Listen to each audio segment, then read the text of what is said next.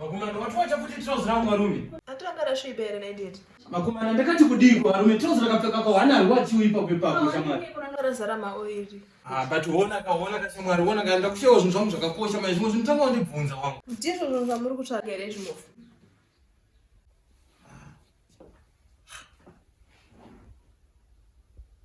Asi futi.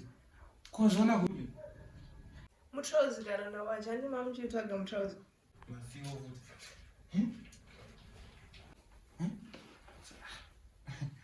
Saka upopotiwo.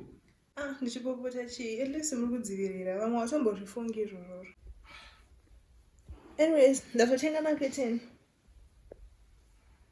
Ndati ndikutaura ndiye kuti ndazotenga maketeni. Alright, ndiro chinoona. Maita zvakanaka. Anyways, pezva mutrauzi kuzorongedza.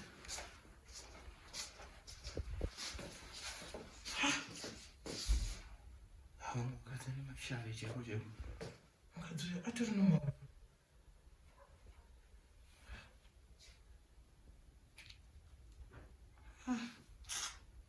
Aina ndichadi. Tino iwewe Tino we mafiri. Vabereki vachise